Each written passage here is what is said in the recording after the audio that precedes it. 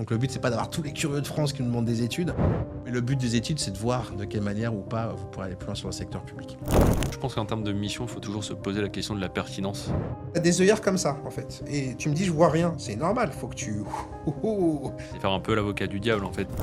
Information hyper importante. Quand vous êtes engagé dans un marché public, vous ne pouvez pas décider vous d'en sortir. Les chances qu'un patron de PME tout seul devant son ordinateur trouve la recette miracle pour créer un mémoire technique pertinent, c'est compliqué. Quand on ne sait pas à quoi ça doit ressembler, c'est compliqué. Je laisse traîner mes chaussettes partout comme ça, ma petite copine elle aura marre de moi. Vous faites votre métier et nous on va en parler. C'est comme se représenter seul au tribunal pour économiser sur l'avocat. Vous pouvez techniquement le faire. Est-ce que je le ferai? Non. Épisode 2 du podcast, donc DAO Conquête, qui est notre entreprise d'aide aux réponses au marché public. Je m'appelle Philippe Courtois, j'aide les entreprises à décrocher les marchés publics nécessaires à leur développement. Et je suis accompagné de Vincent, du coup, qui va se présenter. Eh ben, on va peut-être faire le rebondissement de la présentation. Vincent, du coup, consultant en marché public depuis désormais 1 an. Et je travaille avec Philippe, donc c'est un marché public. Et c'est un marché qui est porteur. Donc, épisode 2 du coup du podcast. Merci à Podblend de nous accueillir. Podblend à Gennevilliers, sur notre podcast. Donc, vous voyez ce magnifique décor. Le but de cette conversation, c'est l'épisode 2, comme je l'ai indiqué. L'épisode 1, vous pouvez le voir directement sur YouTube, donc cliquez tout de suite. L'épisode 1, c'était la philosophie, c'est quoi les marchés publics, c'est quoi l'entrepreneuriat, c'est quoi la relation entre les deux, pourquoi les marchés publics, pour qui, etc., etc. Donc, on est un peu plus dans la philosophie, dans le pourquoi. Épisode 2, on va être dans le comment. Donc, c'est quoi les étapes de réponse à un appel d'offres public, quelles difficultés vous allez rencontrer si vous vous lancez dans cette démarche, et surtout concrètement, nous, l'aide qu'on peut apporter en tant que consultant appel d'offres à des PME ou à des entreprises qui souhaitent se développer là-dessus. Je vais lancer du coup la conversation. Pour moi, on va détailler les différentes étapes de réponse à un appel d'offres qui sont assez simples. En fait, je vais les détailler maintenant. Comme ça va donner un peu le sommaire de l'épisode. Vous voulez répondre à un appel d'offres public, l'étape 1, ça va être du coup détecter l'appel d'offres. Il faut détecter la consultation, il faut savoir, il faut l'avoir passé, il faut avoir les bons canaux de détection. Bref, il faut détecter l'opportunité. Une fois qu'on a détecté l'opportunité, la phase 2, du coup, ça va être, je vais télécharger le dossier et je vais l'étudier. Téléchargement, on est sur Internet depuis tous 25 ans, donc tout le monde sait télécharger un fichier. Étudier un dossier d'appel d'offres, c'est pas la même chose. Donc on a étape 2, télécharger et étudier le dossier. Étape 3, une fois qu'on a étudié le dossier, il faut prendre la décision du go ou no go. Le go ou no go, donc c'est de l'anglais, c'est j'y vais ou j'y vais pas. Donc j'ai étudié mon dossier d'appel d'offres en étape 2 et étape 3, c'est je décide d'y aller ou pas. Si je décide d'y aller, on passe à l'étape 4. Et l'étape 4, du coup, c'est je constitue mon dossier de réponse. Donc, ça va être mon dossier administratif, le dossier d'offre. Je pense que tu as commencé à mettre le nez dans les DCE. Donc, tu as vu qu'ils sont des fois très bien construits. Et des fois, c'est la jungle. Des fois, ils sont très simples. Des fois, c'est complètement bordélique. C'est comme ça. Et c'est pas corrélé au chiffre d'affaires. Des fois, vous avez des dossiers avec de très gros montants qui sont construits avec des documents très simples. Et vous avez des fois des petits marchés avec plein de documents dans tous les sens, donc il n'y a pas une corrélation directe. Donc ça, c'était l'étape 4, c'est je monte du coup mon dossier après avoir décidé d'y aller, go ou no go. Étape 4, donc je monte mon dossier. L'étape 5, c'est le dossier est monté. Et là, du coup, je fais la vérification de conformité en termes de documents, conformité, et je fais le dépôt sur plateforme. Et ça, vous allez voir, c'est marrant, parce qu'il n'y a pas qu'une plateforme unique, des plateformes, il y en a des dizaines. Et chacune obéit à ses propres règles. Donc ça, c'est assez fun.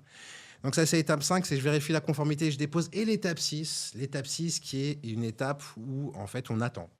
On attend que ça agisse, et on attend le retour de l'acheteur, qui va être du coup un retour positif ou négatif. On est dans une démarche de prospection, donc il y aura plus de retours positifs, plus de retours négatifs que positifs, pardon. J'aimerais que ce soit l'inverse, mais malheureusement. Et le but, justement, c'est du coup de mesurer ensuite le taux de transformation et de voir comment on peut s'améliorer. Donc, je récapitule. Étape 1, on détecte l'appel d'offres. Étape 2, on télécharge et on étudie le dossier. Étape 3, j'y go ou j'y vais pas. Étape 4, on monte le dossier administratif, offre de prix et mémoire technique, offre technique. À partir de là, étape 5, on décide du coup, c'est pas qu'on décide, c'est que maintenant qu'on a fait tout ce travail, on va vérifier la conformité du dossier et surtout le déposer sur la plateforme numérique. Et étape 6, on attend le retour de l'acheteur. En dehors de l'étape 6, qui est une étape d'attente, on demande concrètement en fait, au patron de PME de faire, 5 sauts périlleux en fait avant de réussir à déposer un appel d'offres. Donc l'épisode 2, le but ça va être de voir de quelle manière on peut voir toutes ces difficultés. Petite question Vincent, maintenant que j'ai fait ces étapes-là et que tu as ouvert pas mal de DCE maintenant en un an. Je pense une bonne centaine, Ouais, hein. je pense que même plus que ça. Entre les Ouais. clients qui demandent des DCE, les campagnes marketing. Combien de DCE tu as ouvert, puis il n'y avait pas de montant, tu as dû le refermer. Quelle a été, toi, ton impression? Tu viens du monde de l'immobilier, donc rien à voir. Et tous tes premiers. Est-ce que tu te souviens de l'année dernière, en tant que débutant, de l'impression que tu avais? En fait, je pense que c'est anarchique au départ, c'est comprendre la structure globale, savoir repérer les documents. Est-ce que, par exemple, il y a le règlement de consultation, donc qui explique dans sa globalité le cahier des charges. Ouais. Qu'est-ce qu'on doit respecter? Est-ce qu'il y a des visites, par exemple, pour tout ce qui est bâtiment? Parfois, ça peut donner aussi l'élément du montant, mais le montant, parfois, on ne le trouve pas, hein. Ça, Ouais, ça non, peut, tout à ça fait. peut exister. Donc, c'est vrai que c'est très aléatoire, en fait. C'est vraiment, il n'y a pas, on va dire, il y a que des cas particuliers. C'est chaque appel d'offres est différent parce que ça dépend de la structure. Est-ce que la mairie va constituer le dossier de la même manière que l'autre mairie? Et à chaque fois, je pense qu'on met facilement 6 mois à comprendre. Rien que la structure, la structure d'organisation, elle met assez de temps pour être comprise par les sociétés. Et c'est pas du tout le même environnement. Donc c'est vrai que c'était beaucoup. C'est pas intuitif, quoi. Non, c'était contre-intuitif. Et il n'y a pas de dossier pareil. C'est ce que je retiens de ce que tu. Et quand on a un dossier, parfois on peut avoir un dossier qui est extrêmement bien rangé, on comprend directement la lecture, mais après il faut savoir, est-ce qu'il y a la visite, le montant, est-ce qu'il y a des critères restrictifs, par exemple pour tout ce qui est bâtiment aussi également, insertion sociale. Même dans le déménagement, on a eu des cas dans le déménagement, on a des visites et au final on peut pas y répondre parce qu'il y a des visites. Et il Ouais. faut faire attention à ces éléments-là. Et je pense que quand on est une entreprise, on voit le montant et on occulte un petit peu tous les autres éléments. Je pense que c'est important aussi de regarder dans sa globalité Ouais, tout à le fait. marché. Ouais, je suis entièrement d'accord avec toi. Donc, le but de l'épisode 2, ça va être, on va faire un peu du pas à pas dans le temps imparti. Les difficultés que vous allez rencontrer en tant que patron de PME et comment, du coup, vous donner des clés. Soit parce que vous voulez vous lancer seul dans la démarche de réponse à appel d'offres, donc du coup, vous aurez des clés de compréhension et des clés pour contrer ces difficultés. Soit vous vous dites, bah, en fait, c'est un peu compliqué, donc je vais peut-être me faire accompagner. Vous verrez ce qu'on met en face de chaque étape pour vous accompagner. Alors déjà, comment on accompagne le patron de PME? En vrai, en fait, il y a une étape zéro avant tout ça. C'est est-ce que c'est opportun pour vous ou non d'aller sur le secteur public? Avant même de commencer à trouver des opportunités, est-ce que votre entreprise est éligible? Voilà, c'est un peu comme la fibre à l'époque, il fallait taper son adresse sur le site d'Orange et ils vous disent vous êtes éligible, vous n'êtes pas éligible. Si vous n'êtes pas éligible, ça ne sert à rien de faire venir le technicien Free ou le technicien SFR, vous n'êtes pas éligible, ça ne sert à rien. L'étape zéro, déjà, c'est est-ce que l'entreprise est éligible à aller sur le secteur public? Euh, L'un des moyens, si vous êtes seul et que vous voulez vous lancer, c'est l'étape un peu compliquée. Vous pouvez les entreprises peuvent aller sur le BOMP pour regarder des attributions de marché, mais c'est un peu isolé. Si vous voulez vraiment faire ce type d'études, il faut un outil. Donc des outils, je vais citer des marques, mais qui sont assez connues. Vous avez Vector Plus, vous avez Double Trade, vous avez Nukema, vous avez Wanao. Tous ces outils qui vous permettent du coup de faire de l'export des attributions de marché et de regarder sur mon métier, je suis plombier en Île-de-France, il y a combien d'appels d'offres sur une année complète et quelles sont les attributions de marché. Si vous n'avez pas un outil d'agrégation, je pense que tu seras d'accord avec moi là-dessus, c'est un peu compliqué. Alors, En fait, je pense qu'il faudrait peut-être expliquer aussi, quand tu vas-y, je parles t'en prie. Ouais. d'attribution, ça correspond à quoi en termes d'information? Qu'est-ce qu'on voit sur l'export du tableau? Tout à fait. Et c'est là qu'il faut aller voir l'épisode 1, parce que sur l'épisode 1, on parle des attributions. Et si tu es là que tu n'as pas regardé l'épisode 1, moi je plaisante. Dans les attributions de marché, concrètement, c'est quoi une attribution de marché? Lorsqu'un acheteur public lance un appel d'offres public, il a plein d'obligations, mais il en a deux surtout au deux bouts de la chaîne. Au tout début, c'est l'obligation d'annoncer son achat et de produire une annonce d'appel d'offres public. Et à la fin, il a l'obligation réglementaire de dire à qui il a donné le contrat, à quelle entreprise il a donné le contrat, pour quel montant. Et donc, ça va être au début, oyez, oyez, la mairie de Marseille recherche un géomètre pour la réfection de ses routes ou je ne sais pas quel type de projet. Et 1 mois et demi plus tard, ou 3 mois plus tard, ou 6 mois plus tard, oyez, oyez, la mairie de Marseille a attribué le marché de géomètre à Géomètre 13 pour un montant de 277 000 euros, etc. Donc ça, c'est l'information d'attribution de marché public. Si je suis géomètre sur le 13, ce genre d'information, je vais l'avoir, mais pas que sur la mairie de Marseille, je vais l'avoir sur tout le département, voire sur toute la région. Et là, j'ai deux choix. Soit je vais sur le BAMP, je vais chercher un par un toutes les attributions de marché, je vais les étudier un par un, et là, bon courage. Soit vous avez un outil, du coup, qui permet de faire ce travail de manière industrielle, on va dire. Donc, les outils que j'ai cités un peu plus tôt de détection des appels d'offres. Et là, à partir de là, vous avez, si votre outil permet également de prendre des attributions de marché, vous cliquez et vous dites sur tous les marchés de géomètres dans le département du 13, voire même dans toute la région PACA, de 2019 à aujourd'hui, je veux savoir quel acheteur public a attribué des appels d'offres sur ce métier-là, et surtout donc la liste des entreprises qui sont retenues. Quelles informations vous allez avoir donc du coup sur l'avis d'attribution? Vous allez avoir la raison sociale de l'acheteur public, mairie de Marseille ou d'Aix. Vous allez avoir l'intitulé et l'objet du marché de géomètre pour la route ou pour, etc., voir si tout est droit, etc. Vous allez avoir le montant, 400 000 euros, 277 000 euros. Alors attention, ce montant, il est sur la durée totale du marché. Je pense que tu as dû t'en apercevoir à force d'ouvrir des DCE où au début, on se fait un peu piéger là-dessus. Et enfin, vous aurez la raison sociale de l'entreprise qui a été retenue. Géomètre 13, Géo-expert, etc., etc. Nous, on est capable de sortir un tableau avec l'intégralité en fait, des attributions de marché sur un métier donné, sur une géographie donnée. Ce qui permet de dire à n'importe qui, c'est opportun. Parce que quand je regarde ceux qui remportent des appels d'offres, un, il y a plein d'appels d'offres, il y a un volume. Et deux, quand je regarde la tête de ceux qui le remportent, ils font ton chiffre d'affaires, il y a des gros, mais il y a des gens qui te ressemblent.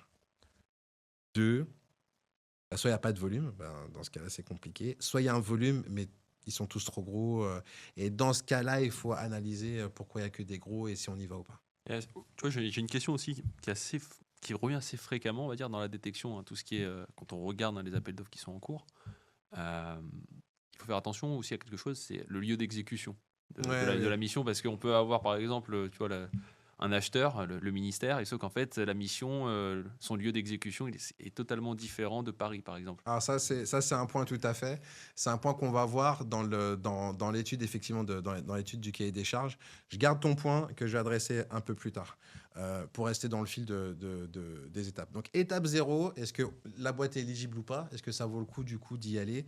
Soit vous y allez seul pour avoir l'information, soit l'entreprise y va seule et pour avoir l'information, ça va être un peu compliqué. Soit vous prenez un outil d'agrégation, ou soit vous nous demandez directement. On est capable on fait ces études. On fait combien d'études par semaine? On fait au moins Entre 5 et 10. Hein. entre 5 et 10. Ouais, c'est Donc, ça. et ces études, on les facture pas. Donc le but, c'est pas d'avoir tous les curieux de France qui nous demandent des études, mais le but des études, c'est de voir de quelle manière ou pas vous pourrez aller plus loin sur le secteur public.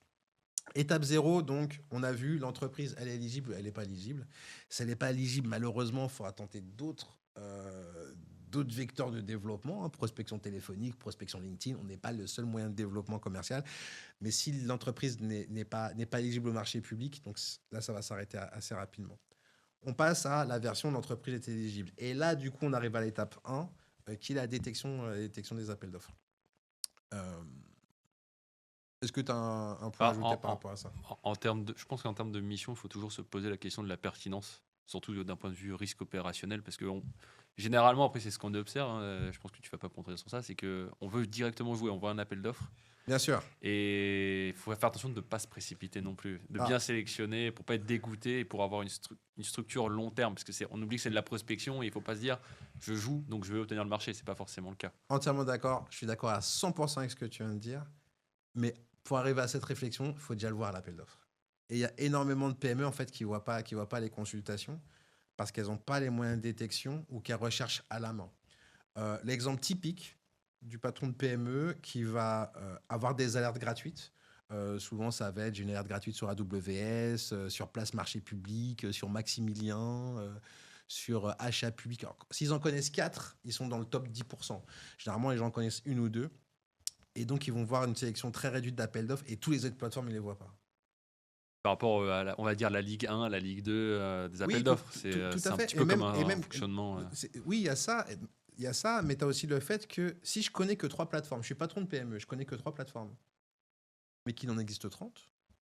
Les petites mairies, on ne les voit pas. C'est un peu compliqué. Ouais, si je recherche un emploi,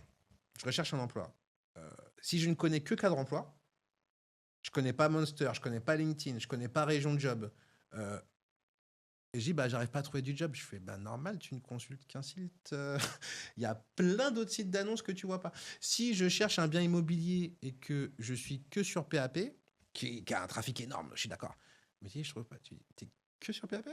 Bah ouais. Tu connais pas ce loger, tu connais pas Logikimo, tu connais pas tous les autres sites immobiliers, tu connais pas Le Bon Coin, tu connais pas. Tu, ton spectre est comme ça. Tu as des œillères comme ça, en fait. Et tu me dis, je vois rien. C'est normal. Faut que tu. Il faut que tu vois beaucoup plus loin. Mais ça serait quoi pour toi le frein justement de l'utilisation de l'agrégateur? Est-ce que c'est son coût uniquement? Est-ce que c'est son utilisation? Ou c'est la combinaison Je des deux pense qui que fait que... il y a beaucoup de, il y en a plein qui savent pas que ça existe. Souvent, tu vas avoir des gens qui vont te dire, ah oui, non, mais moi, comment tu détectes tes appels d'offres? Ah bah, je suis inscrit sur Place Marché Public, c'est bon. Là, c'est une plateforme. Il y en a. la méconnaissance du fait Et les que gens ils c'est un disent, ah mais écosystème. je savais pas, je pensais que c'était là les appels d'offres. Je savais pas, tu vois. Et du coup, tu dis non, il y a un monde entier d'autres sites différents. Et les gens disent, ah mais je pensais que c'était ça, moi. Non, non. C'est comme si je t'invite dans ma maison, tu me dis, ah mais c'est grand chez toi. Je dis, mais là on est dans le salon en fait. Il y a 8 chambres en haut. Enfin, c'est pas pour de vrai, c'est pas ma vraie maison. Vous voyez le truc. T'as vu qu'une pièce. Ah, mais je croyais que c'était ça, je pensais que c'était ça. Non, ça, c'est rien du tout. Donc, si tu ne vois qu'une partie de l'image globale, ça va être compliqué. Donc, les gens, souvent, ne savent pas. Ne savent même pas il y a besoin d'avoir un agrégateur, parce que pour eux, il n'y a qu'un site d'appel d'offres. Et, Ah ouais, donc tu dis, non, non, on va avoir une petite conversation, je vais te montrer comment ça se passe. Donc, des sites d'appel d'offres, il y en a plein. Parce que la difficulté, c'est que tu n'as pas un site qui s'appelle appeldoffres.fr et qui regrouperait tout. C'est en conversation, c'est en discussion avec des projets, mais aujourd'hui, ce n'est pas le cas. Donc, des sites, il y en a plein. Et si en tant que patron de PME, vous ne connaissez qu'un seul site, ou voire deux, voire trois, vous ne voyez qu'un petit pourcentage. Donc, si vous vous lancez seul et que vous êtes sérieux sur la démarche, si vous vous lancez seul et que vous êtes sérieux sur la démarche de réponse à appel d'offres, il faudra prendre un agrégateur. Moi, je vais donner un exemple concret. Moi, j'avais rencontré un traiteur, c'est il y a quelques années maintenant. Mec, tous les matins, il s'était inscrit sur différentes alertes, 2, 3. Et tous les matins, il passait 1 heure et demie à parcourir les mails un peu pour regarder. Là, non, ça c'est de la plomberie, ça c'est pas pour moi, ça oui, ça non, ah ça truc. Bon, je passe à l'autre alerte. Ah ben machin, ah ben je vais peut-être regarder pour télécharger.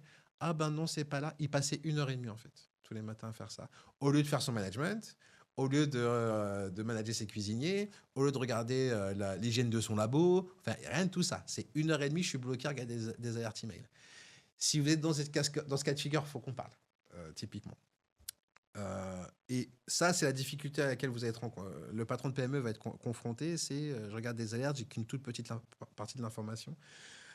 Solution qui se lance seul, prendre un agrégateur. Vector Plus, Double Trade, Wanao, Nukema, Explore, Tango maintenant, qui sont lancés avec des solutions d'intelligence artificielle. Peu importe, j'ai balancé des noms, mais ça permet au moins vous avez des solutions. Soit vous faites accompagner, et nous, typiquement, ce qu'on propose, pour parler un peu de nos services chez AO Conquête, nous, ce qu'on propose, c'est vraiment d'accompagner le patron de PME. Nous, nos clients, en gros, tous les lundis, ils ont un mail avec voici les appels d'offres qui sont sortis sur votre secteur d'activité. Vous êtes traiteur, vous êtes vidéaste, vous êtes dans la formation, vous faites voler des drones, vous êtes cybersécurité, cabinet de recrutement. C'est des exemples de clients qu'on accompagne. Ils ne se prennent pas la tête. Ils n'ont pas d'agrégateur, ils n'ont pas regardé 1 heure et demie leurs emails. Tous les lundis, ils ont un tableau de notre part avec voici les appels d'offres qui sont sortis. Okay. Ah, celui-là, il est intéressant. Merci. C'est terminé. Donc ça, c'est la partie 1. Du coup, c'est je suis conscient de la difficulté à trouver ces appels d'offres. Je sais du coup qu'il n'y a pas qu'une plateforme mais qu'il y en a plein. Et du coup, je mets une stratégie en place pour les détecter. Et donc, je prends le temps et l'effort pour faire tout ça. Soit je prends un agrégateur, soit je me fais accompagner. Et là, du coup, est-ce que tu avais un... En fait, là aussi, peut-être la question qu'il faut se poser, généralement, imaginons, moi je suis une entreprise, Ouais. et je me dis, est-ce que je vais travailler uniquement sur mon département? Par exemple, on est en Ile-de-France, je travaille uniquement sur le département du 75, ou est-ce que je fais l'Île-de-France? Et où est-ce que je fais les départements aussi limitrophes à la région Île-de-France? Tu vois, par rapport à la détection, qu'est-ce qui est plus pertinent? Est-ce que c'est de faire vraiment un espace géographique vraiment resserré ou élargi? Généralement, c'est une question qu'on va poser aux clients rapidement en phase découverte, en fait, ou très rapidement. Moi, ce que je vais demander, c'est quoi votre zone de chalandise? Si on ne s'était pas rencontrés, là, on parle pas de marché public, c'est quoi? Alors déjà, c'est quoi votre stratégie de développement 2025? Est-ce que vous avez une stratégie d'expansion géographique? Ou c'est quoi votre zone de chalandise actuelle sur sur votre segment de clientèle particulier, professionnel, classique, où vous intervenez? Ah, bah, j'interviens en Île-de-France, j'évite le 75 parce qu'on n'arrête pas de se prendre des amendes et qu'on n'arrive plus à rouler avec le périph à 50. Ah, puis maintenant que vous me le dites, en fait, vu que je suis dans le 95, peut-être le 94 Sud, ça fait un peu lent pour prendre des chantiers. Et donc on peut, Et là, j'ai ma réponse. et on peut prendre le 27, par exemple le département du Après, 27, et voilà, élargir. ça peut être pour une entreprise qui est vraiment équipée avec différents intervenants et qui est capable du coup d'attaquer toute l'Île-de-France. Du coup, effectivement, on va suggérer dans la géographie d'étendre avec le 27, le 60, le 45, enfin ces départements limitrophes. Mais si déjà ton artisan il te dit, et je pense que tu l'as vu, si l'artisan il me dit ah non moi l'Île-de-France, je suis dans le 77 donc 78 c'est trop loin. On va même pas parler de l'Oise. Mais effectivement, la géographie est importante.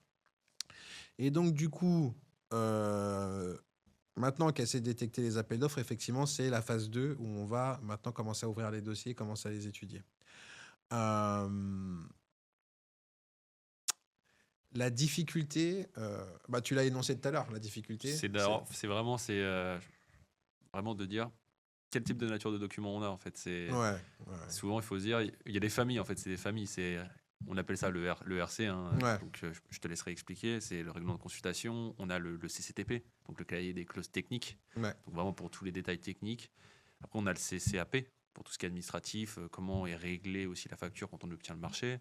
On a l'acte d'engagement aussi, après on a tout ce qui est BPU, on a vraiment une variété, on va dire, il y a 4 ou 5 documents qui sont assez redondants et je pense qu'il faut vraiment déjà bien structurer dans sa tête quel document correspond à quoi aussi en termes d'information. Ouais, tout à fait. Et ça, c'est parce que ça fait un an que tu es dedans et que tu as ouvert des dizaines de C'est dossiers. sûr. Donc, je me mets à la place, effectivement, le patron de PME qui ouvre son premier truc. Alors, soit il a de la chance et il y a 6 documents qui se battent en duel et on est sur un truc facile, on se dit Alléluia. Soit il en a moins et là, il y a 80 documents, voire, c'est pire que ça, il y a des dossiers zippés qui eux-mêmes contiennent des documents avec d'autres dossiers Ah, des zippés qui sous-familles. eux-mêmes ont des documents. Et là, qu'est-ce qui se passe? Il va refermer le truc, il dit non, mais les marchés publics, je vais pas en entendre parler, c'est trop compliqué, c'est n'importe quoi. Et effectivement, tous les documents de marché que tu as expliqués, je pense que ça pourrait presque faire l'objet en fait d'un épisode complet. Non, mais blague à part, en fait, ça pourrait presque faire l'objet d'un épisode complet. Il y a quoi dans un dossier, etc. Donc, on va pas faire ça sur cet épisode 2. On a vu comment les détecter, donc on a la phase 2 qui est comment j'étudie un dossier. Et effectivement, comme tu l'as dit, quand tu ouvres un dossier d'appel d'offres, il y a plein de documents. Il n'y a pas de dossier pareil, mais il y a quand même des constantes. Il y a quand même un fond commun, un tronc commun de documents que vous allez retrouver partout, notamment le règlement de la consultation. Donc, si vous devez sortir de cet épisode de podcast avec je dois regarder quoi dans un dossier? Qu'est-ce que je dois faire, mon Dieu? Vous ouvrez un dossier, quel que soit le nombre de documents qu'il y a dedans, vous foncez sur le RC. Donc, c'est un document qui va être souvent en PDF. Soit il s'appelle RC, soit il s'appelle Règlement de la consultation, et soit il s'appelle RDC. Mais souvent, c'est RC. Vous foncez sur ce document-là. Vous ne les prenez pas dans l'ordre, parce que si jamais c'est le 27e document, vous avez lu 26 documents pour rien.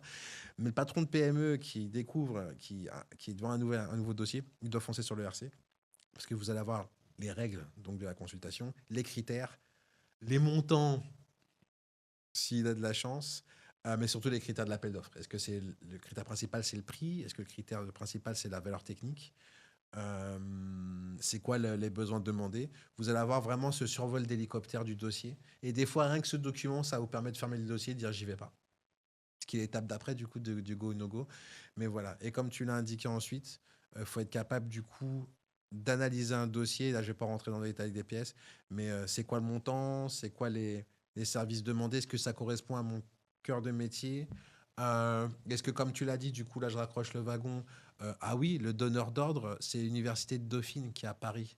Ah, mais j'avais pas vu, en fait. C'est qu'ils ont aussi des locaux à Aix-en-Provence. Et c'est là-bas, en fait, qu'il faut intervenir. Ouais, ça impacte forcément le coût. Et voilà. Donc Et faire vous êtes prêt à prendre attention. le train pour aller faire... non, pas vraiment. Bah, dans ce cas, vous pouvez fermer le dossier. Ou alors, oui, le client, c'est la mairie de Paris.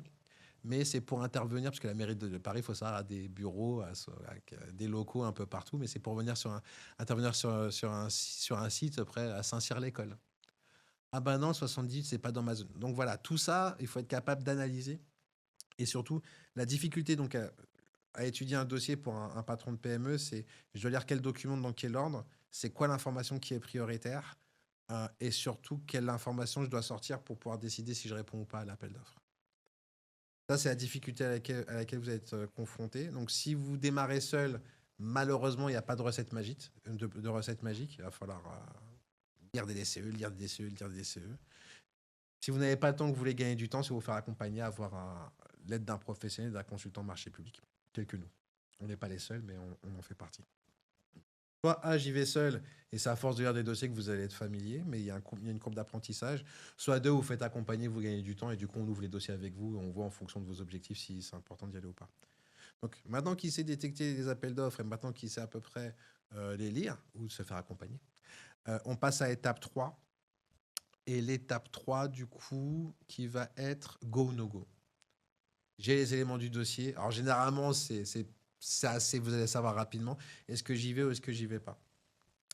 Tu as eu une anecdote intéressante aujourd'hui d'un client qui voulait aller sur un appel d'offres à l'origine. Exactement. Sauf qu'entre-temps, tu peux dire, Bah, le en fait, donneur d'ordre public a ajouté des éléments au dossier, je te laisse reprendre du coup. Par rapport au en fait, vous avez vraiment le lieu d'exécution. Vous allez avoir, par exemple, l'académie de Paris, sauf qu'il y a des succursales qui sont en région, par exemple. Et au final, on va se rendre compte que c'est pas le collège en Île-de-France, mais un collège qui est dans le département de Lille. Ouais, Donc, tout à fait. et ça, alors, en l'occurrence, c'était ça, c'est qu'en fait, on a le client, on a transmis le dossier au client, donc le dossier avait des pièces, on l'a transmis dans son intégralité. Sauf que l'acheteur, entre-temps, en fait, a mis à jour, a modifié les informations, et quand on a revu le dossier aujourd'hui, on s'est rendu compte que le donneur d'ordre, effectivement, c'est l'académie, soit de Créteil, soit de Paris, enfin dans l'Île-de-France, mais que le site d'exécution de la formation, parce que c'est de la formation, était à Hénin-Beaumont dans le 62.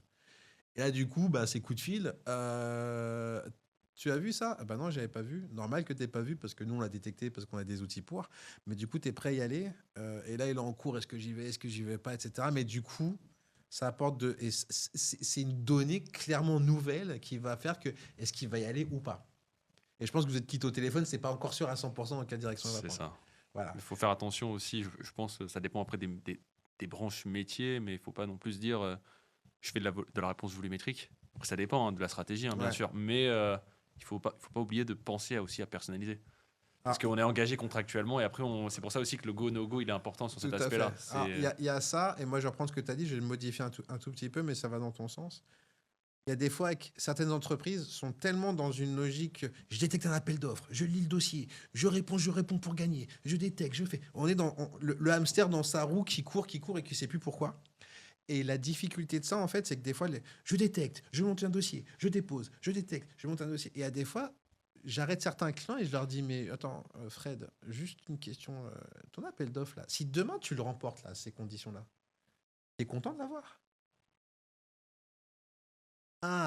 Maintenant que tu m'en parles, c'est vrai que les sites de livraison, ils sont éclatés un peu partout en Île-de-France. Les trucs un peu dans le Loiret aussi, c'est pas pratique. Puis en plus, on a dû tirer des prix. Donc je t'avoue, livrer tous ces sites-là à ce prix-là, si demain je l'ai, je suis pas sûr d'être content. Fred, on arrête tout, en fait. On arrête tout. Je propose qu'on lâche on lâche le dossier. Mais des fois, on est tellement dans une logique de je veux répondre, faut que je réponde parce que mon taux de transformation, il est de 8, il est de 20%, il est de 24, faut que je réponde. Et avant, tu dis, on arrête la roue, en fait. Et peut-être qu'on va pas y aller. C'est faire un peu l'avocat du diable, en fait. C'est de poser les questions qui titillent un petit peu le client, mais de se dire, il faut se poser les bonnes questions avant d'être engagé contractuellement, parce que parfois, ça peut être sur 4 ans. Exactement. Et, donc, si demain, on joue ce truc et que le contrat, il est tamponné, signé, on te le renvoie et tu dois livrer le client pendant 4 ans à ces conditions-là, sur ces sites-là, à ces prix-là, t'es content? Et, alors, des fois, ils vont dire, non, ça passe. Ou des fois, ils vont dire, maintenant que tu me le dis, en fait, je dis, soit on revoit complètement les paramètres, soit on n'y va pas. En fait. Parce que je suis pas là pour te facturer du dossier, je suis là pour accompagner ton développement. Donc voilà, et donc c'est un exemple typique de go ou no go, où il y a des fois on a envie d'y aller parce qu'on a l'habitude, parce qu'il faut faire du devis, il faut faire des offres, parce que machin, mais des fois il faut prendre le recul en se disant mais en fait non, là je suis en train de monter un truc qui me plaît pas. À l'inverse, donc le corollaire inverse, c'est des fois c'est ah non je vais pas y aller, je sais pas, parce que je suis un peu timoré, je suis un peu craintif. Et tu dis, mais pourquoi tu y vas pas? En fait, tu as toutes tes chances. C'est exactement ce que tu fais, c'est exactement ta cible. Là, pour le coup, alors il y a ceux, en fait, il faut freiner l'enthousiasme. parce qu'ils veulent aller sur tout. Et tu dis, t'es sûr que tu veux y aller? Non, en fait. Et il y a ceux, ils sont, je sais pas. C'est un peu comme en soie élastique, quoi. Des fois, ils doivent pousser certains. Il y a des fois, il y en a, ils doivent les retenir. Attendez, monsieur, tout n'est pas harnaché. Attendez, il faut se calmer. Et il y a des fois, non, non, non, je sais pas. Il faut faire. Oh, bon, on va peut-être. On a un Sauter, peu ce rôle-là, des fois. Des fois, non, là, faut y aller. Là, faut prendre le risque. Donc, étape 3 de go ou no go. Quelles sont les difficultés? Vous démarrez seul. Alors, c'est bien sûr, malheureusement, c'est un corollaire de votre compréhension du dossier. Mais on part du principe que vous avez bien compris le dossier. C'est quoi la difficulté? La difficulté, c'est je vais me lancer dans un appel d'offres où en fait, j'aurais pas dû. Parce que maintenant que j'y réfléchis, en fait, les conditions, elles sont pas réunies ou les marges vont être. Je vais devoir sacrifier mes marges, je vais devoir livrer trop loin, intervenir trop loin. Bref, je suis en train de me lancer dans un truc, mais en fait, il suffit qu'un tiers te pose la question, tu te rends compte que tu n'aurais pas dû. Et la difficulté numéro 2, c'est ah ben non, j'ose pas, etc. Alors qu'en fait, vous aviez toutes vos chances. Et là encore, il aurait fallu qu'un tiers en fait soit à côté pour vous dire, mais non, en fait, on va se lancer en fait. Et donc voilà, go no go, attention dans quoi vous vous lancez, parce que comme l'a dit Vincent, vous êtes après marié contractuellement. Information hyper importante. Quand vous êtes engagé dans un marché public, vous ne pouvez pas décider vous d'en sortir. Vous ne pouvez pas vous dire, c'est un marché de 4 ans, il est signé, puis au bout de 18 mois, ah non, mais en fin de compte, je me rends compte qu'intervenir à ces marges-là, c'est un peu pourri. J'arrête de jouer. L'acheteur, il va dire, je crois pas, non. Vous êtes engagé jusqu'à 2029. On va avoir 2 années très drôles. Vous ne pouvez pas sortir unilatéralement d'un appel d'offres. Sauf si vous rentrez dans un jeu où vous dites, je vais commencer à faire de la prestation pourrie, comme ça ils vont en avoir marre de moi, ils vont finir le contrat. Je suis pas sûr que ce soit hyper commerçant, quoi. Et on la trouve l'information justement, tu vois, Quelle information, pardon. par rapport au fait si on veut sortir du contrat, comment on fait? Déjà, de base, on peut pas. Ça fait partie d'un corollaire. T'as pas besoin d'avoir d'un document qui te le dit. C'est que si tu es engagé dans un marché public, tu ne peux pas décider toi-même d'arrêter les prestations et de sortir. Et si tu décides, tu dis bah c'est bon, j'arrête de livrer le client, bah il va commencer à faire prévoir des pénalités pour non livrer, etc. Donc c'est très compliqué. Et la stratégie qui consisterait à dire je vais jouer le pourrissement du coup parce que du coup ils vont en avoir marre, c'est un peu l'équivalent de j'ai traîné mes chaussettes partout comme ça, ma petite copine elle aura marre de moi parce qu'en fait je vais pas lui dire que je vais partir, mais elle en aura marre du coup de celle qui va rompre. Alors ça, quand on a 16 ans, c'est drôle. Quand on est adulte, avant, on a des conversations. Ou alors, on rentre pas dans le truc directement. Et donc, le go ou no go, c'est faites attention sur le go ou sur le no go. Mais si vous y allez, sachez que si vous remportez le marché, vous êtes engagé. Donc, c'est une étape hyper importante. Donc, on a vu qu'on est éligible au marché public. On sait comment les détecter. On sait maintenant comment lire le dossier, soit parce qu'on est seul et qu'on a lu plein, soit parce qu'on est accompagné par un professionnel. Et on a su se décider sur le go ou no go, donc j'y vais ou j'y vais pas. Et donc, du coup, on arrive à la pièce maîtresse qui est j'ai décidé d'y aller, maintenant, il faut que je monte le dossier. Et là, c'est la partie. En fait, c'est là que ça commence pour de vrai, mais il y a plein d'étapes préalables, mais c'est là où commence le jeu de monter le dossier d'appel d'offres. Comment on fait du coup? On commence par quoi? Comment on commence? Il y a 2 solutions. J'ai proposé toujours les 2 alternatives. Vous vous débrouillez seul ou vous faites accompagner. Vous vous débrouillez seul, vous faites comme vous pouvez. C'est-à-dire que vous lisez les pièces. Tout le monde commence par un premier dossier d'appel d'offres. Hein. Vous lisez les pièces, vous faites une liste de ce qui est demandé, vous matchez. Donc, il faut un cabis, je mets un cabis. S'il faut une attestation de responsabilité civile professionnelle, je mets ma RC Pro. Il faut une attestation URSSAF, je mets l'attestation URSSAF. Donc, la partie administrative, elle est assez simple. Il faut faire une déclaration sur l'honneur, je la rédige. Donc, la partie administrative, elle n'est pas très compliquée. DC1, DC2, vous allez sur Google, vous tapez DC1, DC2, vous téléchargez le formulaire. C'est un peu compliqué au début de le remplir tout seul, mais vous allez vous y faire. Ça, c'est la version j'y vais seul. La version je suis accompagné, c'est que ça, on fait directement ça pour nos clients. Donc, ils voient pas. Nos clients, ils n'ont jamais vu un DC1 de leur vie. Donc, ça, c'est des documents. DC1, DC2, c'est des documents de marché public. Nos clients ne voient pas ces documents-là parce qu'on monte directement le dossier pour eux. Donc, déjà, c'est tout ça en moins. Et du coup, ils se concentrent sur leur cœur de métier, qui est du coup de chiffrer l'opération et la partie technique. Donc, on rentre dans la partie de l'offre technique de l'entreprise. Là encore, deux alternatives. Vous partez seul ou vous partez accompagné. Vous partez seul. Le mémoire technique à monter seul, c'est pas évident. Enfin, je sais pas ce que tu en penses pendant que tu avais pas mal de mémoire technique. Les Mm. chances qu'un patron de PME tout seul devant son ordinateur trouve la recette miracle pour créer un mémoire technique pertinent, c'est compliqué. Quand on sait pas à quoi ça doit ressembler, c'est compliqué. Enfin, je sais Bah, pas il y ce a que plein t'en penses. d'éléments à prendre en compte. Après, c'est aussi, je pense, l'avantage d'avoir un regard extérieur, c'est qu'on sait faire un métier, mais est-ce qu'on sait présenter un métier? C'est quand même deux missions qui sont quand même Ah non, différentes. c'est C'est complètement, un regard extérieur permet aussi de se poser des questions auxquelles on ne pense pas forcément aussi. C'est ça aussi l'avantage du regard qui est périphérique par rapport à notre activité. Et on a tendance à se dire, ah mais vous faites pas notre activité, comment vous expliquez? C'est la question qui revient assez fréquemment aussi par rapport à ça. Ouais, effectivement, effectivement. Alors par rapport à ça, c'est vrai qu'une entreprise qui répond seule va souvent se dire, mais moi c'est bon, je suis électricien depuis 20 ans, mon métier je le connais.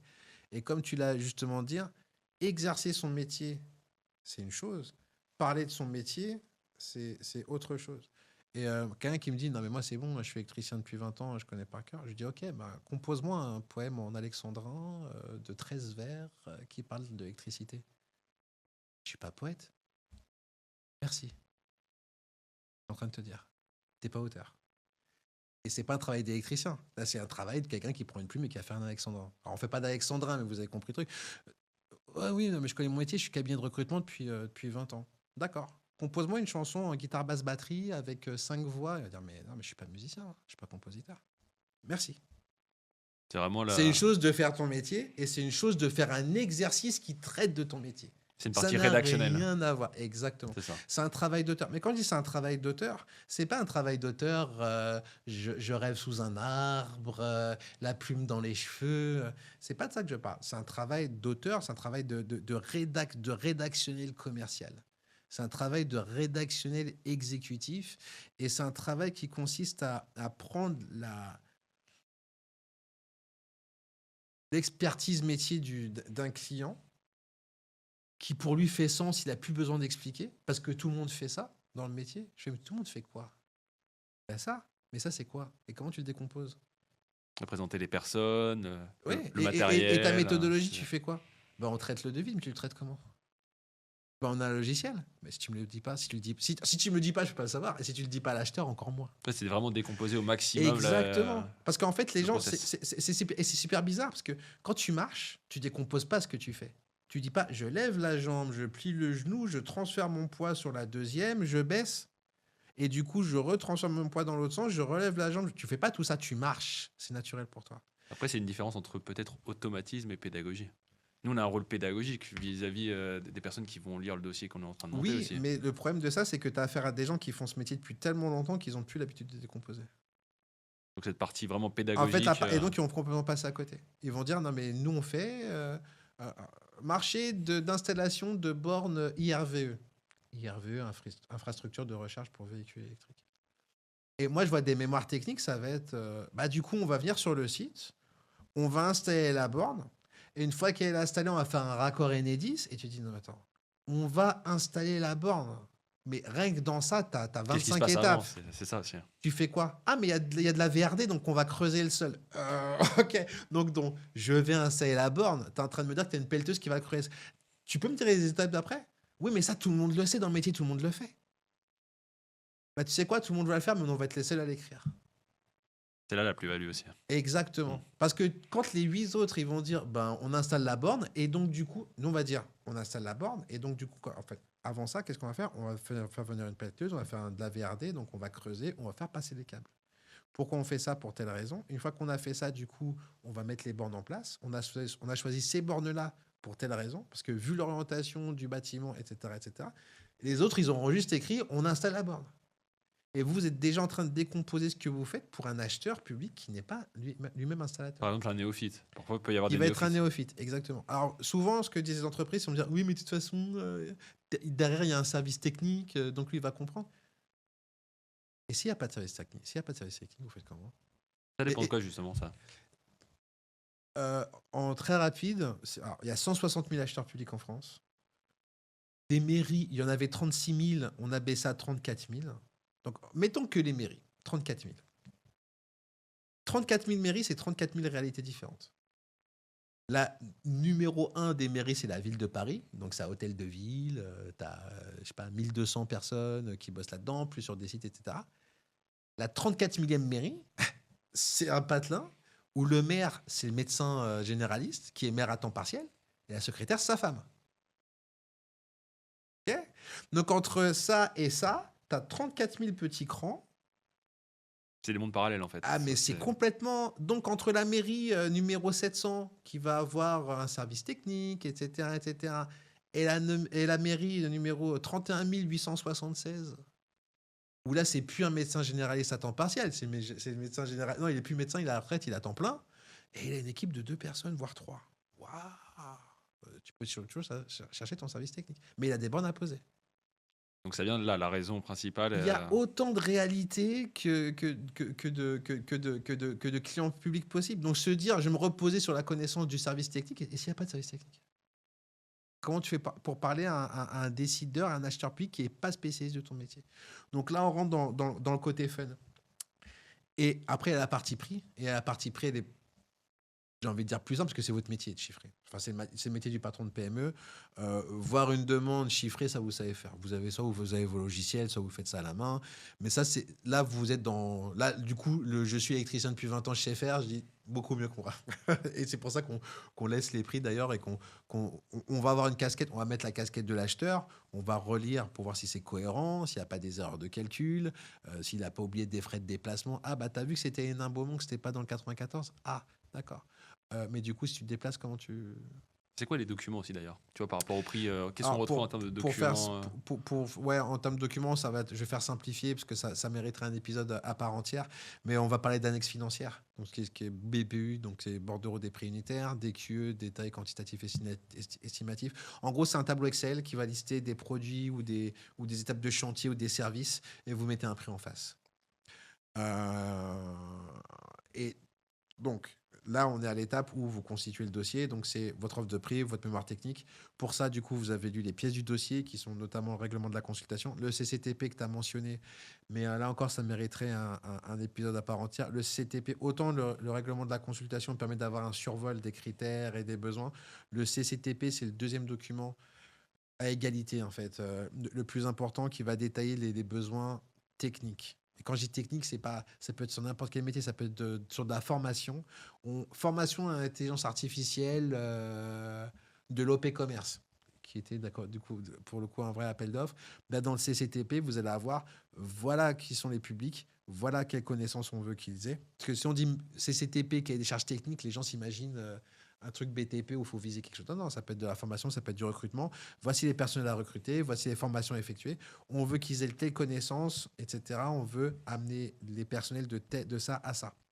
Donc, vous allez avoir vraiment tout le détail. Et si c'est de la plomberie, vous allez avoir un CCTP plomberie. Bref, et à partir de là, c'est prendre connaissance du document et monter votre offre qui a constitué du coup en une offre de prix et en une offre technique qui va être en mémoire technique. Difficulté rencontrée par le patron de PME qui se lance seul. Le prix, vous maîtrisez, donc c'est pas un souci. Mais monter un mémoire technique ex nihilo, honnêtement, là, vous partez dans un round d'apprentissage. C'est 4 ans. C'est je fais mon premier mémoire, je soumets, l'acheteur me dit c'est pas bon. Pourquoi c'est pas bon? Parce que vous avez pas mis ça. Ok, je refais une deuxième réponse. C'est toujours pas bon. Pourquoi c'est pas bon? Parce que votre concurrent il a mis ça. C'est 4 ans d'apprentissage, honnêtement. Parce que 4 Vraiment ans, pour être 4 ans, opérationnel, c'est la durée standard d'un appel d'offres avec la reconduction. Donc, c'est faisable, hein, c'est faisable. Vous dites, mon entreprise, je vois sur le long terme, etc., mais vous en avez pour minimum 2 ans, c'est entre 2 et 4 ans d'apprentissage. Et encore, il faut suivre, etc. La version la plus rapide, c'est de se faire, honnêtement, c'est de se faire accompagner. Et nous, on est capable très rapidement de monter du coup des mémoires techniques pour nos clients. Et même avec le jeu de ping-pong, etc., la V1, ils l'ont en 2 à 3 semaines. Délai standard, des fois, on est capable de faire plus rapidement selon le métier, surtout si on a déjà remporté des marchés sur le même métier dans le passé. Donc, en gros, en moins d'un mois, il a son mémoire technique. Et avec le jeu des corrections, etc., avec les acheteurs, on a une version définitive en quelques mois, versus en 4 ans pour le patron de PME qui se Et lance si tout on seul. prend un petit peu d'un point de vue process, Peut-être il faudrait qu'on précise aussi, quand tu parles de V1, c'est une V1 aussi où on joue pas forcément. On peut jouer l'appel d'offres dans les médias si la personne travaille Ouais. avec nous. Alors, il Mais y a deux cas de figure. Soit le client entre dans notre programme, et dans ce cas-là, on lui fait sa première détection des appels d'offres. Et là, il me dit waouh, c'est un truc de fou. Il y a un appel d'offres qui est parfait dans 3 semaines. Et là, on se dit bah, du coup, c'est magnifique. On va jouer cet appel d'offres pour dans 3 semaines. Il y a un jeu documentaire. Et nous, du coup, on va préparer un mémoire technique qui va être du coup taillé pour la réponse à cet appel d'offres. Et du coup, qui va être taillé sur du réel. Et donc, on se met au travail, on livre le mémoire technique, il y a les allers-retours, ça faut modifier, ça c'est très bien, ça on continue, etc., etc. La version numéro 2, du coup, c'est le client qui signe, qui rentre dans le programme. Mais en fait, on regarde, bah non, là, il n'y a pas d'appel d'offres tout de suite qui nous fait spécialement plaisir. Donc, on va attendre le prochain train, figurativement. Et là, du coup, on va faire un mémoire technique qui va être ce qu'on appelle un mémoire technique initial, qui va pas répondre spécifiquement à un appel d'offres comme dans le cas précédent, mais on va dire, voilà, on va faire un mémoire, on va présenter une méthodologie. Voilà, vous êtes traiteur, comment vous vous comporteriez sur un événement, sur un salon.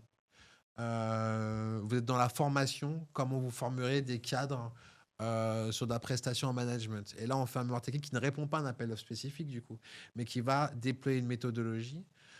L'avantage de ça, c'est que autant le premier cas était fait sur mesure pour un appel d'offres, donc du coup pour le repositionner après, c'est tout à fait jouable, hein. Autant la première version permet d'être beaucoup plus large. Par contre, le jour où du coup 2 semaines après on voit un appel d'offres intéressant, il faudra du coup qu'on refasse la méthodologie spécifique pour l'appel d'offres. Donc difficulté rencontrée par l'entreprise, c'est vraiment monter ce mémoire technique. Et comment on les accompagne là-dessus, bah, c'est qu'on va directement construire le document, qu'on sait à quoi ressemble un mémoire technique qui performe, et que du coup, on vous fait économiser ces 4 ans d'apprentissage solo si vous avez le temps, faites-le. Si vous pouvez vous en passer, c'est mieux de se concentrer sur la partie chiffrage. concentrez-vous sur votre métier et laissez l'auteur, qui n'a pas une plume dans les cheveux du coup, mais laissez un professionnel rédiger sur votre métier. Vous faites votre métier et nous, on va en parler. Donc là, on est sur l'étape 1, je détecte. 2, je télécharge. 3, go, no go. 4, je monte le dossier. 5, on arrive à l'étape 5 qui est là, le dossier il est monté. Et du coup, faut le transmettre à l'acheteur. Et le transmettre à l'acheteur, c'est 2 étapes en fait qui sont une étape de vérification. Donc, je vérifie que mon dossier, 1, est conforme et 2, que je raconte pas de bêtises dedans. C'est 2 choses différentes. Conformité, c'est vous vérifiez que toutes les pièces sont dans le bon ordre pour pas être rejetées pour des raisons documentaires. Ça, c'est une chose. Mais si votre dossier il est juste en termes de documentaire, par contre, en fait, entre-temps, vous avez changé d'avis sur une prestation, etc., mais que vous n'avez pas fait gaffe, vous avez gardé le document il y a 2 semaines, votre dossier est documentairement juste, mais au niveau de votre offre, il y a une coquille. Donc, c'est ces 2 choses à piloter. Donc, c'est vérifier la conformité et vérifier que l'offre est vraiment conforme à ce que je veux véhiculer comme offre. Et ensuite, il y a le dépôt de l'appel d'offres. Depuis 2018, c'est dématérialisation obligatoire, octobre 2018 de mémoire. Donc, il n'y a plus de dossier papier. Donc, si vous avez fait des marchés publics en 97, etc., c'est plus de papier. C'est terminé, tout se fait en dépôt électronique. Ce qui nécessite, dans certains cas, du coup, une signature électronique. Que nous, on propose directement à nos clients. Donc, difficulté rencontrée à cette étape, c'est vérification de la conformité des documents, vérification de la conformité de l'offre, acquérir éventuellement une signature électronique et avoir la compétence, du coup, pour faire le dépôt électronique de l'appel d'offres dans les délais. Ce qui fait pas mal. Là, le patron de PME, à ce stade, il commence à en avoir marre. Et t'en oublies encore une en plus. Vas-y, je t'en prie. C'est aussi, on oublie qu'un cahier des charges peut évoluer. Tu vois, s'il y a une modification, Oui. s'il y a une question, par exemple, d'une autre entreprise Bien sûr. qui veut soumissionner à cet appel d'offre-là. Tout à fait. C'est pour ça que d'ailleurs que moi, j'ai souvent des clients qui me disent l'appel d'offres est pour le 30 avril, tiens, je dépose le 10, on est tranquille. Non, déjà, je crois pas. Non, parce qu'entre-temps, comme tu dis, le dossier il peut évoluer. Il peut se passer plein de choses. Il peut y avoir des questions-réponses, effectivement, qui font que la date, elle va être décalée. Ça va plus être au 30 avril, ça va être au 15 mai. Donc, c'est pour toutes ces raisons que moi, je dépose dans la semaine, quoi. Si le 30 avril, c'est un vendredi, on va viser un dépôt le mardi ou le mercredi. Actuellement, c'est à J-2, quoi. Voilà, Vraiment, maximum. exactement. Pour avoir une zone tampon de sécurité. Alors bien sûr, tous ceux qui répondent aux appels d'offres ont déjà eu des dépôts de dernière minute, mais ça, faut vraiment éviter. Donc vous vous lancez seul, bah, vous allez apprendre à la dure, à force de déposer des dossiers non conformes, à force de déposer des grilles de prix, c'est pas la bonne version. Typiquement, vous remplissez un bordereau de prix, c'est la V2. Sauf qu'entre-temps, l'acheteur, il l'a changé parce qu'il a rajouté des lignes, il a enlevé un truc. C'est une V3, c'est une V4. Vous déposez votre dossier, il voit bordereau V2, votre dossier part à la poubelle. Parce qu'il dit non, non, chère entreprise, entre-temps, il y a une V4. Hein. Vous répondez avec l'ancien modèle, votre dossier n'est pas conforme. Donc c'est du temps perdu. Donc c'est comment passer 3 semaines sur un dossier d'appel d'offres, à chiffrer, à faire des visites de sites, à vérifier la conformité, à déposer, et parce que c'est pas V2, c'est V4. Non. On a tous vécu. Hein. Et, alors, c'est comme ça qu'on apprend. Mais si vous pouvez éviter, voilà, je l'ai vécu pour vous, donc si vous pouvez éviter de passer par là, ça fait gagner du temps. Mais ouais, on a envie de jeter le dossier par la fenêtre. Ouais. Donc c'est un peu compliqué. C'est ça qui Donc, décourage aussi, peut-être, non? c'est ça qui décourage et c'est pour ça que vraiment, c'est pas pour vendre ma sauce. Donc si c'est pas nous, prenez un autre professionnel. Mais aller seul là-dessus, honnêtement, c'est déconseillé. Voilà, c'est comme se représenter seul au tribunal pour économiser sur l'avocat. Vous pouvez techniquement le faire. Est-ce que je le ferai? Non. Donc il y a des choses, voilà, soyez accompagnés. Et le dépôt plateforme, du coup, là, c'est le dossier est conforme, c'est super nickel. Mais techniquement, technologiquement, il faut que je me connecte à une plateforme Java pour déposer mon dossier avec une bonne connexion. Il faut que les pièces soient au bon endroit. S'il y a une signature électronique, norme EIDAS en USB connectée sur la clé, il faut s'assurer que les pilotes soient là. Donc, quand je dis qu'on demande aux patrons de PME beaucoup, on demande de faire 5 sauts périlleux pour répondre à un appel d'offres, c'est le cas. Donc, conforme, machin. Et là, enfin, le Java, vous avez vaincu la plateforme en Java, vous avez mis votre dossier, vous le déposez. Il faut s'assurer de le déposer dans les délais. Parce que si c'était le 30 avril pour midi et que vous déposez votre dossier à 11h40 et que le temps de mettre toutes les pièces, vous faites machin, vous cliquez, que ça processe et qu'à la fin, vous avez le mail de confirmation qui a écrit midi 1, terminé. Votre dossier ne sera pas pris en compte. Et vous pouvez faire tout ce que vous voulez. Hein. J'ai fait 15 ans de réponse à appel d'offres. J'ai jamais vu un cas où un dossier déposé en retard est rattrapé par l'acheteur. Le seul cas que j'ai vu, c'est un cas qui m'est arrivé il y a quelques années, où en fait, c'était un bug de la plateforme. C'est-à-dire qu'en fait, j'étais en train de déposer mon dossier, et là, je vois que la connexion Internet est là, donc on peut pas dire que je ne suis pas connecté, mais la plateforme, il y a un truc qui ne va pas. Et en fait, ce que j'ai fait, donc chers auditeurs, si jamais ça vous arrive, j'ai pris mon téléphone, je vais mimer du coup, et j'ai filmé mon écran en disant nous sommes le 30 avril 2019 à l'époque, c'est n'importe quoi. Je suis en train d'essayer de déposer un dépôt sur la plateforme Maximilien. Ma connexion est là, mais la plateforme ne fonctionne pas. Et on est plus de 2 heures avant la date de dépôt. Et du coup, j'avais envoyé ça à mon client en disant Francis, j'y suis pour rien. Hein. Je déposais. Alors, déjà, tu m'as envoyé tes prix le jour même. Alors, comme l'a dit Vincent tout à l'heure, on prend une zone de sécurité de 2 jours, s'il vous plaît. Et là, vraiment, c'est la plateforme. Là, je ne peux rien faire. Et en fait, du coup, j'avais envoyé un mail au support en disant à cette date, à telle heure, j'ai voulu déposer un truc, ça n'a pas marché. J'ai reçu un premier mail où ils ont dit on va vérifier. Et à la fin, ils ont dit bon, on a vérifié, vous avez raison. À cette heure-là, à l'heure dite, sur cette page, sur cet appel d'offre-là, identifiant 3722, effectivement, à l'heure où vous avez déposé un dépôt, on voit sur nos serveurs qu'il y a des messages d'erreur. Donc, on est en faute. Donc, du coup, vous avez un délai supplémentaire. On rouvre la plateforme jusqu'à de temps à temps. Et tous les opérateurs qui ont tenté un dépôt, ça n'a pas marché. Ça m'est arrivé une fois en 15 ans.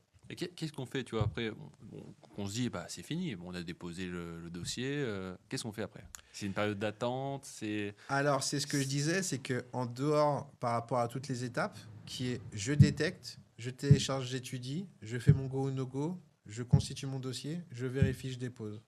Ces 5 étapes-là sont des étapes où vous êtes actif et c'est vous qui dirigez le process.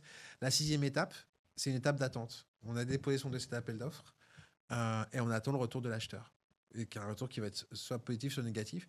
Il peut arriver qu'il y ait des étapes intermédiaires du type demande de complément. Demande de complément, c'est un élément de l'offre qui n'est pas clair. Et une demande de complément que les gens n'aiment pas, mais c'est typiquement demande de complément pour offre anormalement basse. On appelle des OAB. Donc vous déposez votre offre, vous dites ah bah c'est bon, j'ai plus qu'à attendre. Et là vous recevez un email de la plateforme et c'est l'acheteur.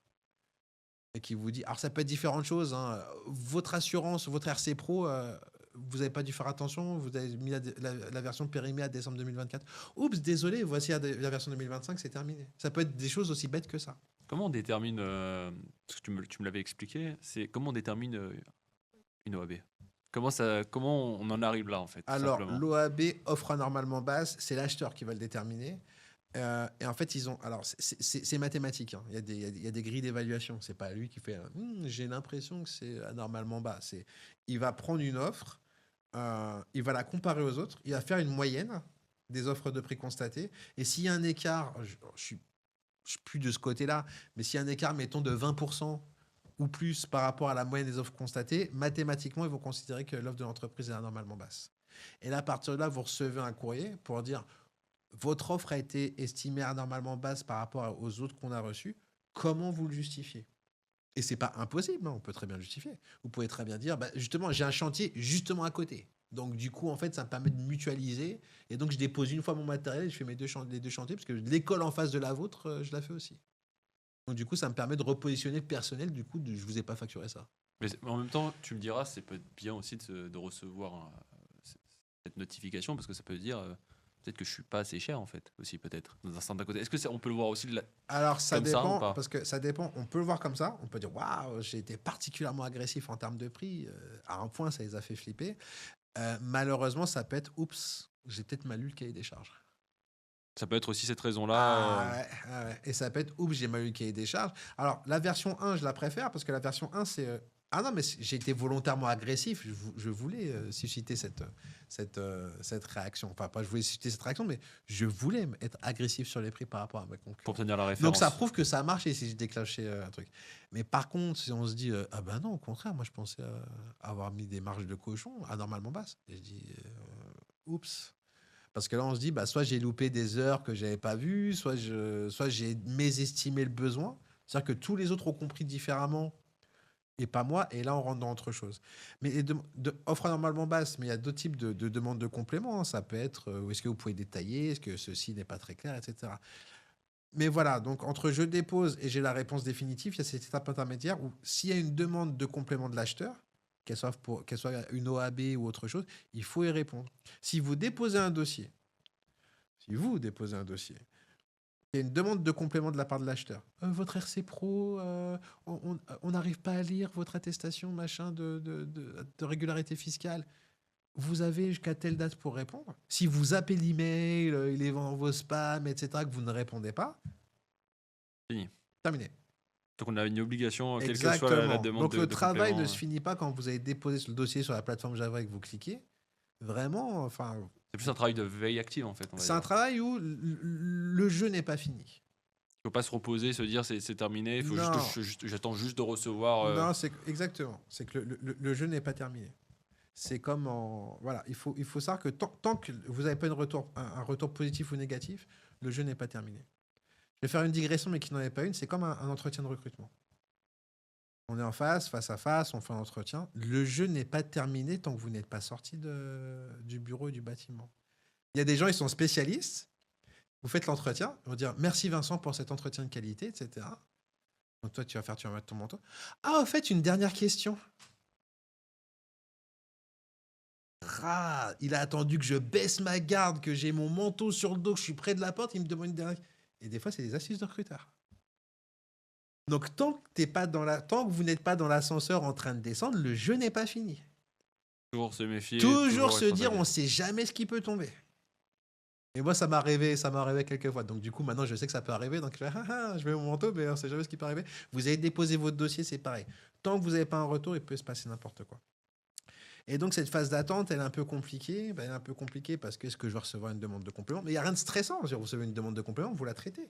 Si vous recevez une offre énormément basse, vous la justifiez. Parce que commercialement, stratégiquement, vous avez décidé d'être agressif pour entrer dans l'enveloppe budgétaire. C'est une réponse qu'ils peuvent entendre. La question que j'ai souvent, c'est sur ce délai d'attente, c'est est-ce qu'il y a un délai type? La réponse, c'est non, malheureusement. Vous déposez un appel d'offres, sauf si vraiment dans le dossier, c'est indiqué que le chantier va démarrer à telle date. Les formations vont démarrer à telle date, vous avez du coup un indice. Mais souvent, non, vous déposez un dossier en mars, Et vous pouvez avoir une réponse en un mois et demi, ou vous pouvez avoir une réponse en septembre. Et vu que tu as été, tu vois, du côté acheteur, Ouais. comment ça se passe? Parce que tu vois, on est une entreprise, on répond, on se dit, c'est un petit peu opaque, hein, tout ça. Donc j'aimerais bien savoir, mais je peux pas, mais j'aimerais bien savoir un petit peu, tu vois, comment on pourrait expliquer aux entreprises de manière simple comment ça fonctionne quand ils se réunissent en commission, quand ils Alors, consultent les si offres. l'appel d'offres dépasse une certaine taille, il y a une commission d'appel d'offres qu'on appelle du coup la CAO. Et en fait, c'est concrètement, vous avez des gens autour d'une table avec des PC connectés en Wi-Fi. Alors, moi, j'ai connu à la Société du Grand Paris, donc c'est très particulier parce que du coup, les dossiers sont anonymisés. Ils passent par un logiciel en fait qui permet en fait de traiter l'information. C'est pas direct, les dossiers sont pas directement sur nos PC, donc ça permet, ça passe vraiment par une étape intermédiaire. Donc, on n'avait pas le nom en fait des entreprises. C'était entreprise rouge, entreprise jaune, pour ne pas avoir de biais cognitif ou de biais de D'accord. préférence. Donc, entreprise rouge, voilà. Entreprise verte. Est-ce que c'est Bouygues? Est-ce que c'est Vinci? On ne sait pas.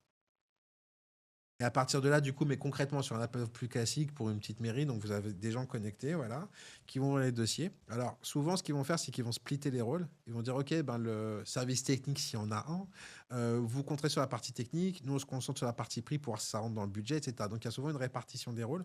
Faire attention, ils sont connectés à Internet, hein. Donc, si vous commencez à faire des jeux un peu subtils, notamment sur vos effectifs, bah c'est bizarre. Dans leur dossier, ils disent qu'ils sont 8, mais moi, quand j'ai sur société.com, j'en ai que 2. Donc, c'est des jeux un peu dangereux. Donc, faites attention aux informations. Faites gaffe que ce soit cohérent. Si vous mettez un chiffre d'affaires, il faut que ce soit le même sur société.com ou sur Papers ou Infogreffe. Et voilà. Donc, vous déposez, vous attendez. Il n'y a pas de délai. Et là, du coup, la difficulté, ben, si vous avez un consultant, on vous console au téléphone le temps d'attendre. Est-ce que, aussi, l'autre question qu'on peut se poser, c'est est-ce que je m'engage à jouer 2 appels d'offres en attendant? Est-ce que c'est pertinent? Pas Alors, pertinent ça, ou c'est pas? une question qu'on pourra poser du coup pour l'épisode 3, puisqu'on va arriver à la fin de cet épisode. Moi, je conseille toujours en entreprise, répondez à plusieurs dossiers au début, mais après, on va avoir une zone inconfortable où vous allez dire, ben là, j'en ai joué 2, 3, mais j'attends les retours des acheteurs pour jouer les suivants. Et c'est ce que je conseille de faire. Lancez un certain nombre de dossiers au début, mais attendez d'avoir les retours des premiers acheteurs avant de vous lancer sur la suite. C'est ces retours-là qui vont vous permettre de vous améliorer pour vos prochains dossiers. Bah, je pense qu'on a fait le tour pour l'épisode numéro 2. L'épisode 3, donc, qui va être prochainement, est-ce que ça va être sur mémoire technique? Est-ce que ça va être sur comment lire un DCE? Il y a tellement de pistes qu'on peut faire. Bah, je vous invite du coup à vous abonner à la chaîne pour en savoir plus. Merci à vous. Merci à vous.